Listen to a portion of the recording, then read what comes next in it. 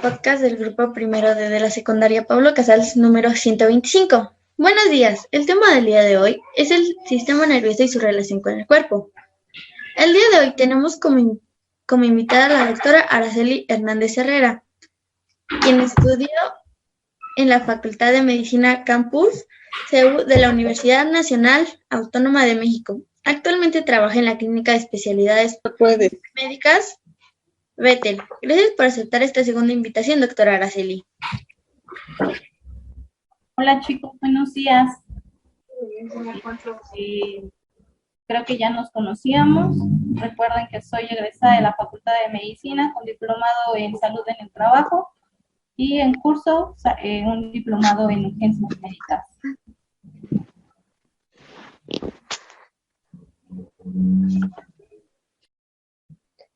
Como dijimos al inicio, el tema de hoy es el sistema nervioso y su relación con el cuerpo. Revisaremos algunas de las funciones que realiza este sistema tan importante.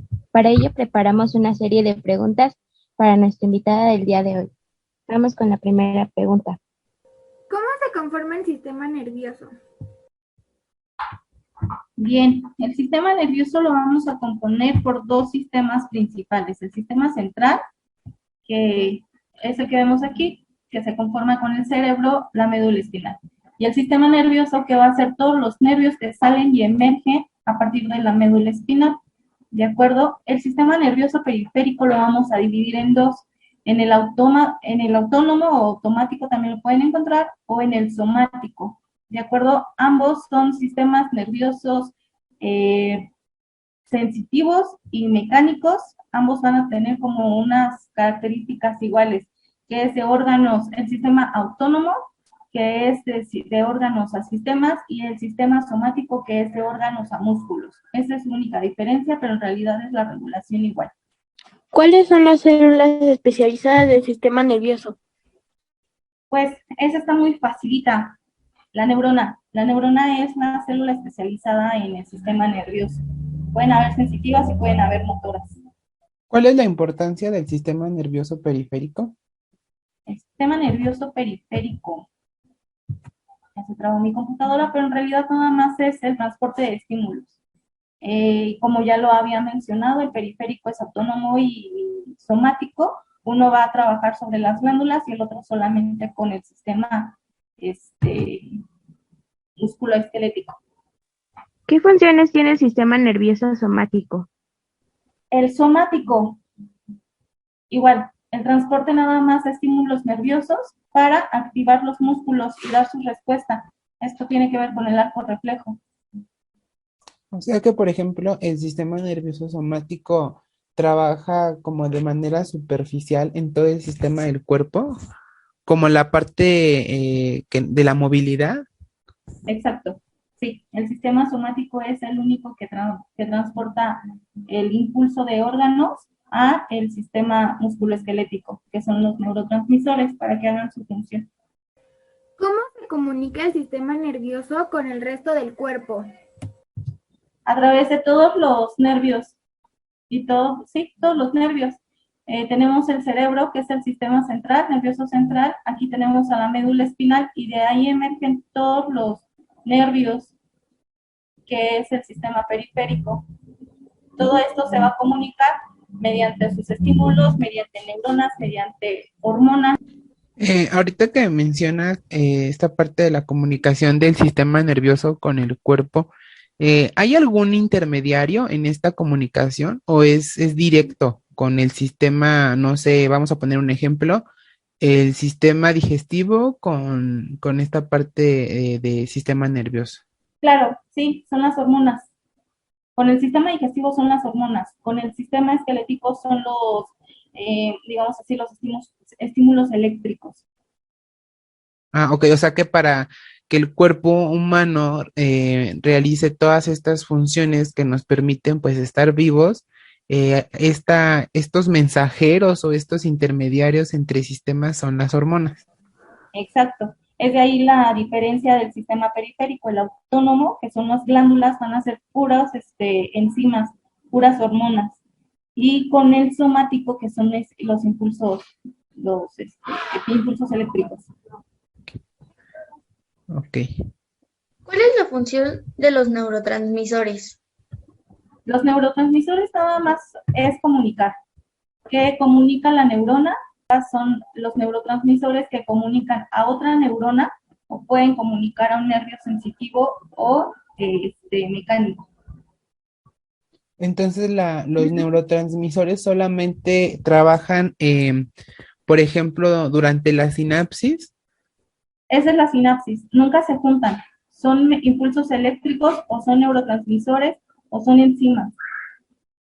Ok, Ellos entonces, como tal no se comunican, las neuronas no se comunican, solamente pueden estar pegados a los nervios y es ahí de donde sale el estímulo eléctrico. O la otra que son las hormonas, con hormonas, es una cuestión química. ok, por ejemplo, las hormonas las podemos encontrar en el torrente sanguíneo. Sí, también, ese es uno de sus transportadores, digámoslo así. Ok, entonces a través de la sangre viajan todas las hormonas. ¿Y qué pasa con los neurotransmisores? ¿Solamente los ubicamos en el cerebro o sí los puedes encontrar en todo el cuerpo? La mayoría los encontramos en el cerebro para hacer la sinapsis y sacar hormonas, pero pueden viajar a todo el cuerpo haciendo un mecanismo como a distancia.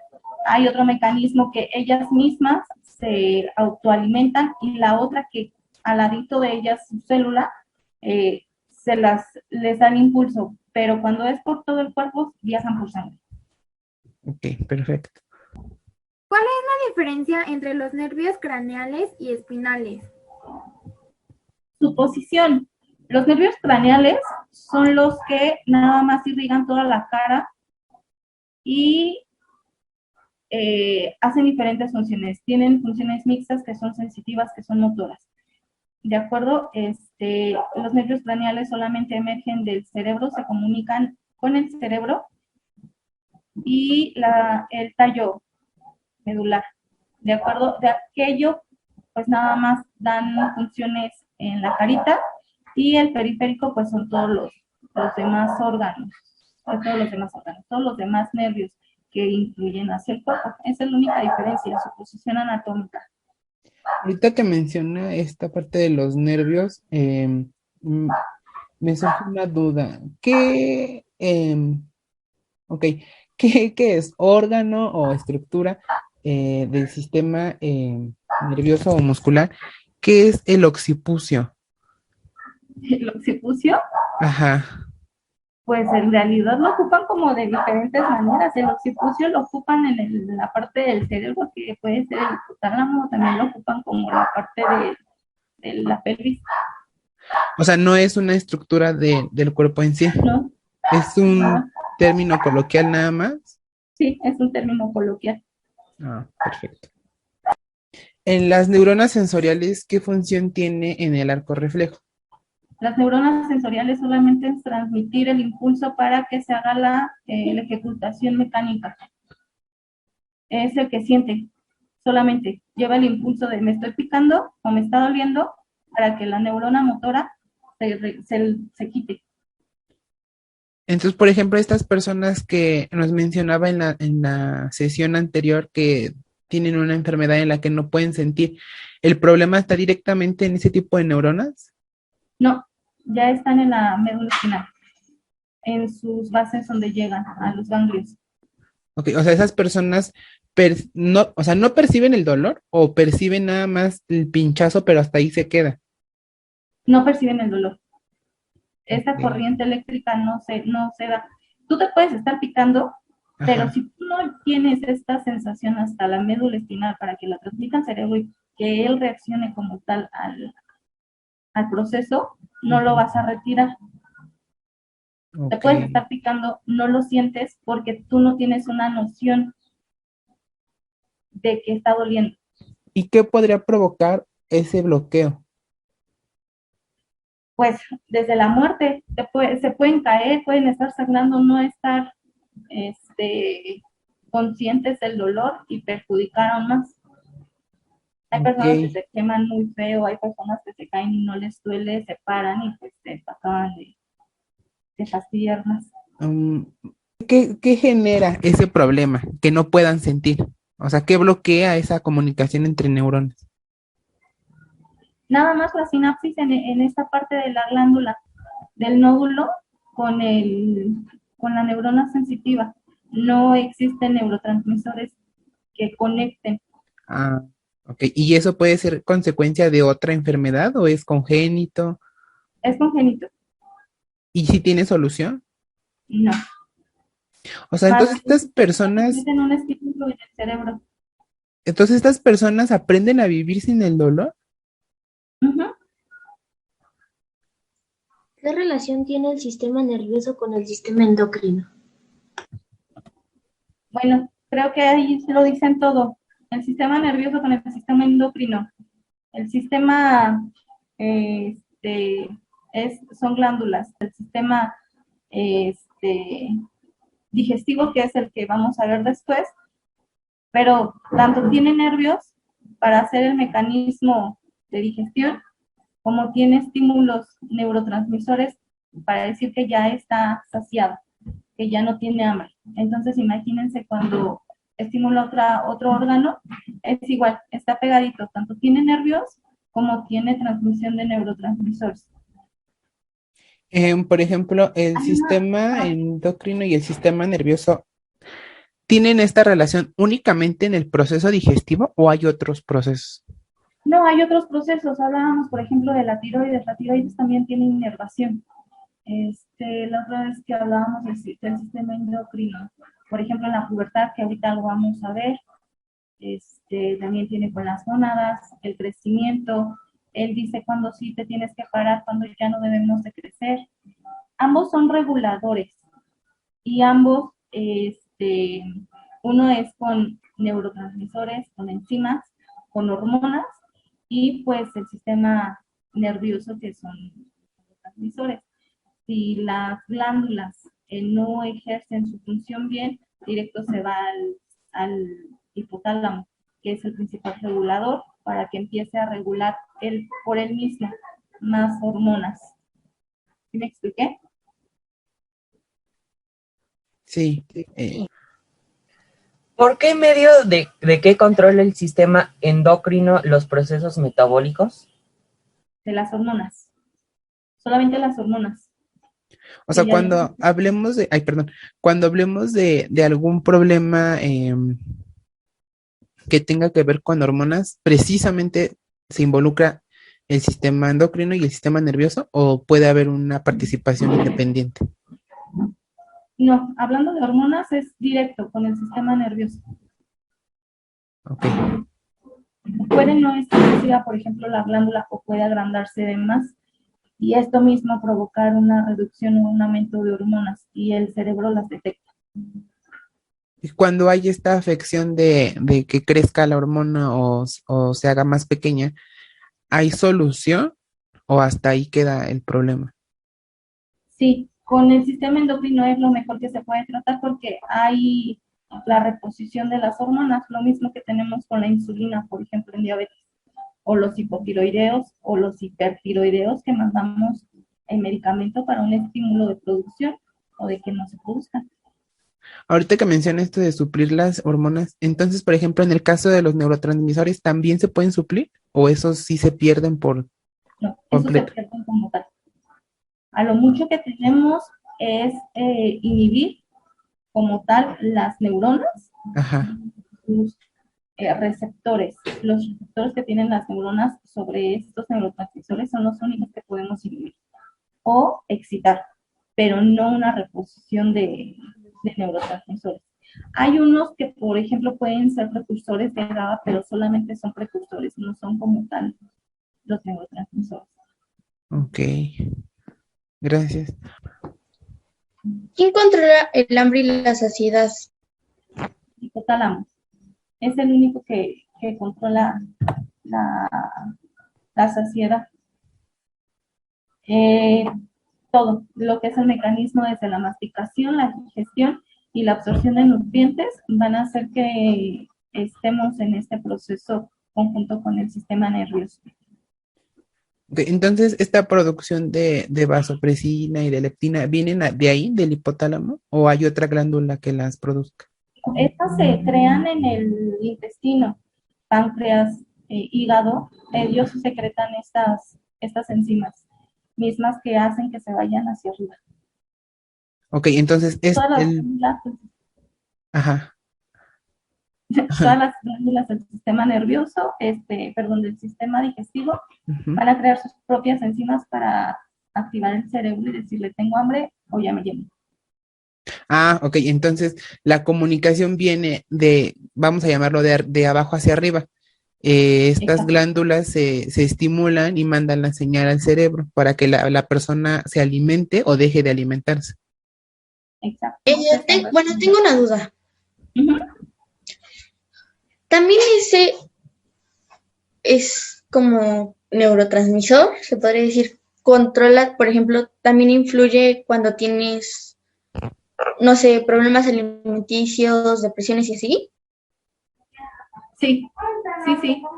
En todo va a influir, aunque estos trastornos de la alimentación sí son más como con un conjunto de más médicos, que puede ser el psicólogo, que puede ser el endocrinólogo, porque tienen mucha parte genética, pueden también ser por causas biológicas, estructurales, anatómicas o por una parte psicológica o social.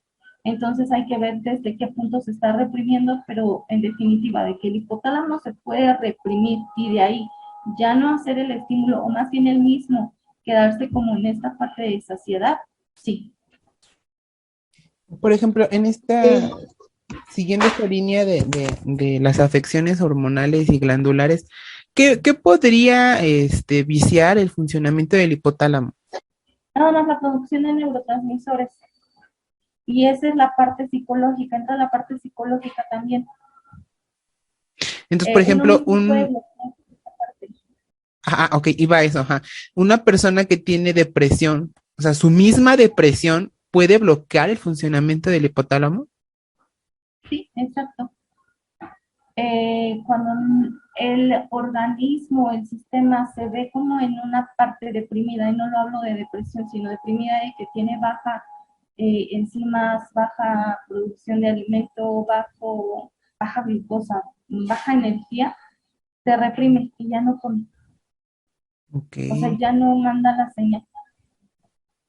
Entonces, en estas enfermedades que pues son, que parecieran no ser graves, pero creo que sí son súper graves, depresión, ansiedad, hay una inhibición de producción de los neurotransmisores.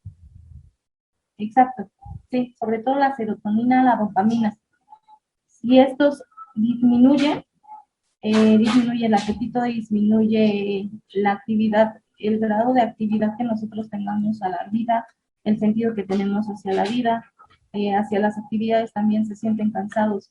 Aunque lo hablábamos la clase pasada, muchas veces tienden a comer por la producción que tiene el músculo macetero de la serotonina, que es la saciedad, y sentirse bien mediante el alimento, ellos pues se respaldan en esta parte de la depresión. Las anoréxicas, por ejemplo, o la bulimia tienen otro efecto, que ellas se perciben en una talla superior y frenan esta parte, la inhiben o simplemente dejan de comer. Ok. ¿Los desórdenes alimenticios tienen relación con los procesos hormonales? Sí, también. Una menor producción de hormonas a nivel digestivo, simplemente el hipotálamo va a dejar de recibir el estímulo de que está comiendo. Puede comer de más, puede comer de menos, dependiendo de la actividad de las enzimas que se provoquen y de las hormonas que transporten. Ok.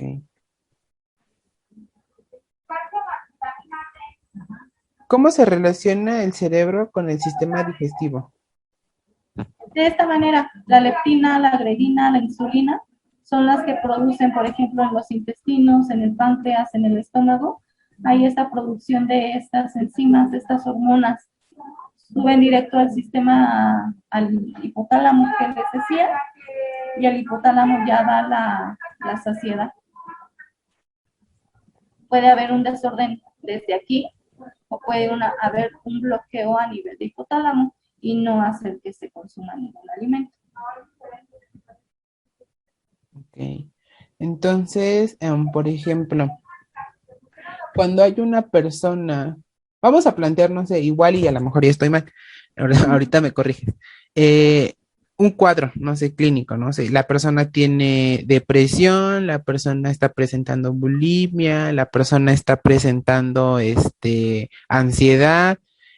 Si se les hace un análisis clínico, ¿qué sería lo que podrían encontrar en niveles de sangre? No sé, todas estas hormonas o qué podrían encontrar así de deficiencia en esa persona. En la sangre, si mandamos a hacer las hormonas, sí, pero por ejemplo, algo clínico que les mandan a hacer una biometría hemática, una química sanguínea, y en un proceso que ya no se hayan dejado de comer mucho, lo único que podemos encontrar va a ser una glucosa baja y un déficit tanto de plaquetas quizás si se cursó con alguna infección, o la otra que tenemos anemia y la anemia se ve con la hemoglobina. Okay. Es lo único que podemos ver en estudios así como tal. Sí se puede manejar dependiendo, por ejemplo, del hipotálamo, algunas hormonas, pero más bien son endocrinas, como es el hipertiroidismo, el hipotiroidismo. Tanto como digestivo no lo tenemos. ¿Qué desencadena la pubertad? La pubertad, también el hipotálamo. Vamos a darle gracias siempre al hipotálamo.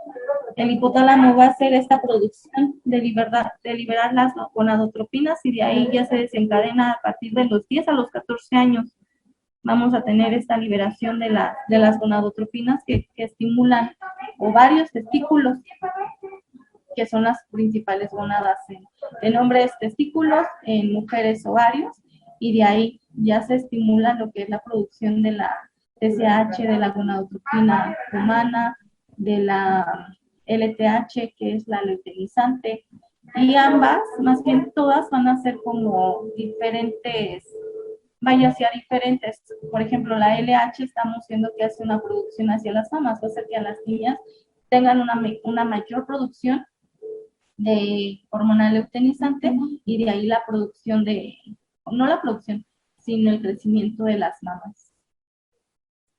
Por ejemplo, hay casos en los que se ha visto que los varones tienen un crecimiento un poquito más acelerado de sus pechos. ¿Tiene que ver con esta hormona? O sea, esas personitas que de repente presentan esta situación, ¿es porque hay una mayor producción de hormona luteinizante? No. Las tres principales hormonas, recuerden que era la testosterona, progesterona y los estrógenos. Cuando los hombres tienen mayor cantidad de estrógenos, se produce una producción a partir de ahí como más afeminada. Igual que las niñas tienen mayor testosterona, tienen una fisionomía parecida a un niño, pero es por las hormonas principales, no tanto por el desencadenante de la luteinizante, sino más bien la progesterona, que es la principal que produce los cambios anatómicos secundarios, que es el crecimiento de vello, los crecimientos de los pechos, que se les endurece la voz. Oye, pero entonces, por ejemplo, estas personas que deciden iniciar este proceso de, ay, no sé cómo se le llama, de reasignación, no, de reasignación de sexo, que son chicos y deciden ser chicas, o son chicas y deciden ser chicos, comienzan con una terapia hormonal, pero ¿le están pegando al hipotálamo o el hipotálamo lo inhiben para que no produzca lo que debería o qué pasa en esa situación? No, recuerden que niños y niñas tenemos las tres hormonas en diferente cantidad dependiendo del sexo. Cuando los niños quieren ser o las niñas quieren ser, parecer, porque fenotípicamente es lo único que van a lograr, bueno, Sí, no de porque hecho. fenotipo ya cambiaría todo. Pero bueno, que los niños quieran tener esta característica femenina, nada más se les dan más estrógenos. Su cantidad de estrógenos aumenta, por lo tanto, el cerebro lo va a confundir, el hipotálamo lo va a confundir y va a aumentar la producción o la creación, por ejemplo, de las mamás, de que se les adelgace la voz, que tengan una cintura un poquito más pequeña y la disminución de vello. Ok. pero es lo único. Esas personas toda su vida van a tener que llevar el control hormonal, o si va a haber un punto en el que ya no necesiten inyectar o tomar. Siempre lo van a tener Toda. que tomar, siempre, toda su vida. Si no se pierden estos y el cuerpo empieza a producir la cantidad que eh, pues sus genes tienen, Ok. o sea, de la característica de hombre, por ejemplo.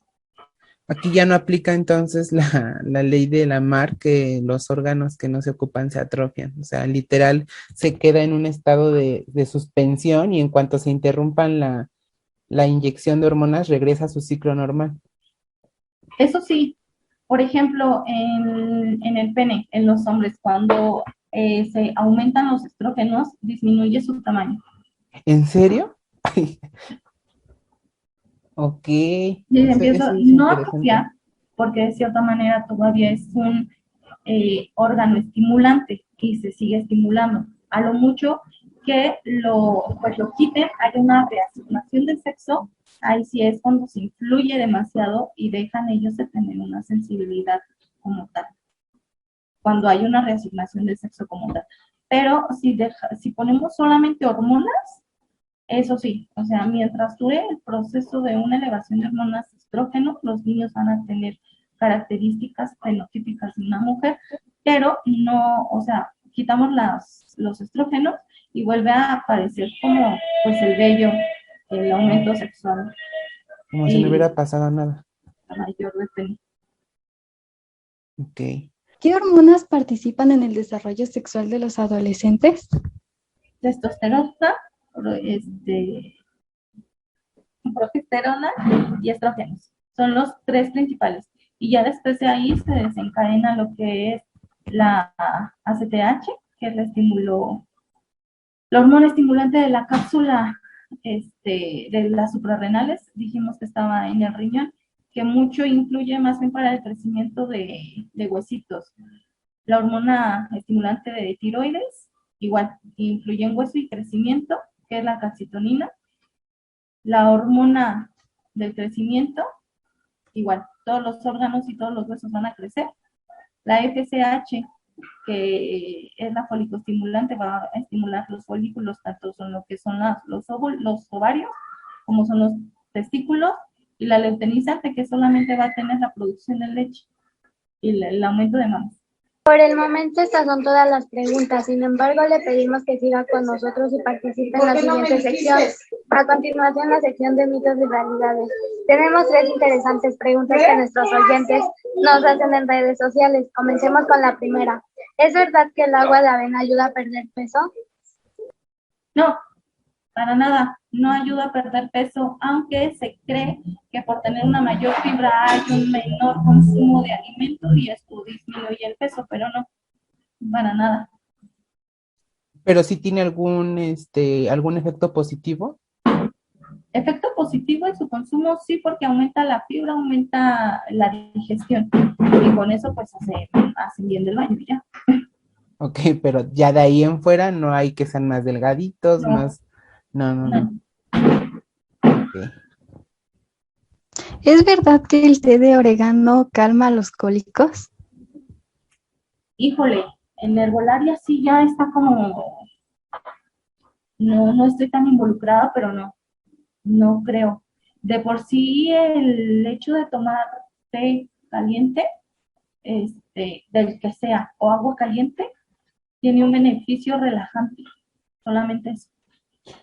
Por ejemplo, en esa parte, se ha visto mucho que cuando tenemos un golpe o una inflamación, aplicar compresas de agua caliente ayuda a la desinflamación o al dolor. ¿Por qué? O sea, bueno, en el caso de un golpe entiendo que el músculo se inflama, pero en el caso de los cólicos, ¿qué sucede? Lo caliente nada más da cierta relajación, pero ya es por sentir comodidad y confort. ¿O solo placebo Lo para su que, cerebro? ¿Mandé? Es puro placebo nada más. Sí, es puro placebo, no disminuye.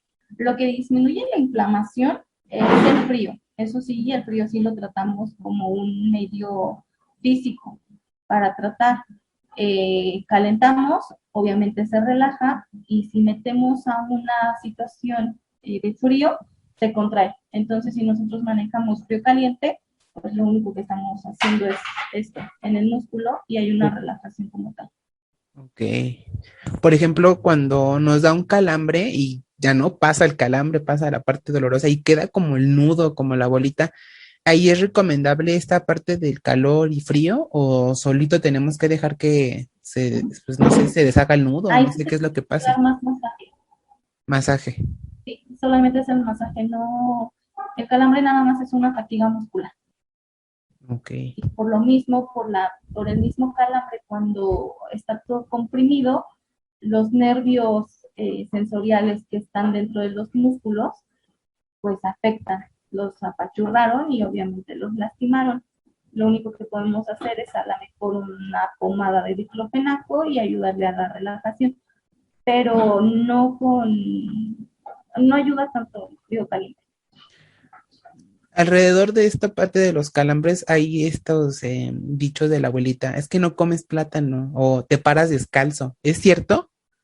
Otra vez.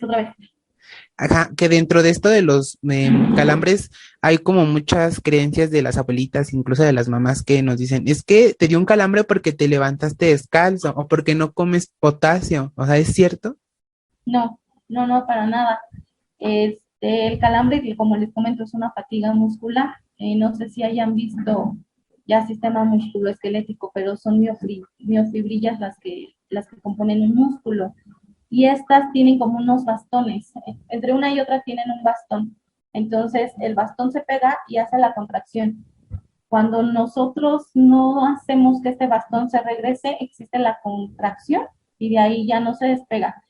Y tienen que ver ahí el potasio y el magnesio, pero en realidad quien influye ahí es el magnesio, no es el potasio. Entonces, sí es un mito que comer plátano nos ayuda a prevenir calambres. Exacto, sí. Sí, es un mito. Ok. Nos puede ayudar, pero yo creo que como con 4 kilos de plátano diario. No, y aparte comer 4 kilos de plátano es mucha harina, me imagino, azúcar. Mucha glucosa, sí, Ujú. Ok. pero no, sí es un ¿Es mito. cierto que el danonino ayuda al crecimiento de los niños? No, para nada. Tiene mucho azúcar y tiene mucha soya. No es nada saludable para los niños. Ni el Yakult ni el Danonino. Por ejemplo, ahorita que menciona que tiene mucha soya, también es como parte de esta mitología. O sea, la soya es mejor, es mala, es buena. ¿Qué onda con la soya? Es que también depende. Por ejemplo, la soya la ocupan, por ejemplo, para eh, inhibir la menopausia, se supone. Pero son cantidades que se tienen que consumir desde muy pequeño en una frecuencia muy larga como para que tenga un beneficio. Mientras la soya no hace nada, es como la avena. Ok. Christopher. O sea que los anuncios de Danonino nos mienten. No te escuché, perdón, ¿en Danonino qué? Los anuncios de Danonino nos mienten. Sí, por publicidad todos los alimentos nos mienten, hasta las avenitas estas de Quaker, que se supone que tienen una alimentación sana, está bien errado. Y yo sí creía que, que la avena Quaker era buena. No, para nada. Está endulzada con miel y con extracto de, de stevia. Es el único que puede no hacernos daño o entrar en una dieta y que supla esto. Pero no, para nada. Esas avenas tienen mucha azúcar. Prefiero que coman medio tamal. ¿Es mejor comer medio tamal con danonino? Ay, perdón, no sé a quién le robé su palabra. Y de hecho hasta es igual las kilocalorías que tiene un tamal a ¿cómo se llama esto? Un cóctel de frutas. O sea, doctora, o sea que un tamal es mucho mejor que cosas procesadas. No estoy diciendo que a lo mejor porque tiene grasa, pero sí tiene las mismas kilocalorías que tiene un cóctel de frutas. O sea que según tú estás comiendo muy saludable y a lo mejor sí un poco de fibra, pero al final también es lo mismo en una balanza dietética. Ok. Mencionó que Yakult también era malo, pero cuando el gastroenterólogo de la familia le diagnosticó cáncer de colon a mi abuela, le dijo que tenía que tomar aproximadamente de 5 a 10 Yakult por día. ¿Eso le ayudaría o no? No, para nada. El Yakult tiene más cantidad de glucosa, de azúcar. Se supone que tiene lactobacilos, pero en realidad los lactobacilos no suplen una cantidad como tal, más bien se le tenía que haber mandado lactobacilos, si es que su objetivo era destruir o reconstruir la flora, pero no, ya el cáncer de colon definitivo es uno de los cánceres más agresivos y pues ya no hay nada que hacer porque es como si hubieran raspado todas las vellosidades, entonces ya la microbiota intestinal está desapareciendo, entonces no sirve para nada eso. Ok. Al menos yo no le veo beneficio. Ok, gracias. ¿Sí de qué? ¿Quién sigue? Yo, maestro. Adelante. Mi duda es que, bueno, en algunos productos, en los comerciales que aparecen en la tele, dicen que, por ejemplo, de un medicamento, dicen que es recomendado por los doctores o también en algún producto de limpieza, dicen que también es recomendado por doctores. Y yo tengo duda de si realmente, si los doctores lo recomiendan o no. Todos los medicamentos que salen dentro, o más bien en los comerciales, pues tienen una patente, tienen una sal que ya fue estudiada. Obviamente está recomendada por los pacientes, pero lo que ellos, por los pacientes, por los doctores, lo que ellos quieren es publicidad hacia su marca. Que la fórmula, si la manejemos, es muy diferente a que se prefiera como esa marca. Es lo único que ellos hacen, atraer a la gente para la sal que ya está estudiada, pero sobre su marca. No porque se recomiende o porque esté más, que tenga mayor efecto. Gracias. Sí. Ok. Luisa. Bueno, más o menos, por ejemplo, no sé si tiene que ver con el tema o no, pero mi abuelita antes de que muriera tenía cáncer de hueso y a ella le mandaban De víbora de cascabel. víbora de cascabel. Ole. Para nada. Todos estos como, ¿cómo llamarlo? Productitos que nos están comentando los chicos, por ejemplo, la víbora de cascabel, el Yakult y demás, ¿podrían ser parte de un tratamiento paliativo para estas personas? ¿O sí es un tratamiento beneficioso? Pues en realidad no estoy peleada, porque la verdad respeto mucho a las personas que se van con herbolaria, con homeopatía, pero son tratamientos que podría tener un efecto placebo. Por ejemplo, ahorita que me comentan esta parte sobre los huesos y sobre todo cuando hay cáncer, pues hay una destrucción, las células están muriendo. Las células solitas ya dicen no sirvo y se matan. Entonces, si en una persona sana eso tendría como un efecto a un larguísimo plazo y con un consumo pero muy frecuente, no podríamos compararlo con una persona enferma.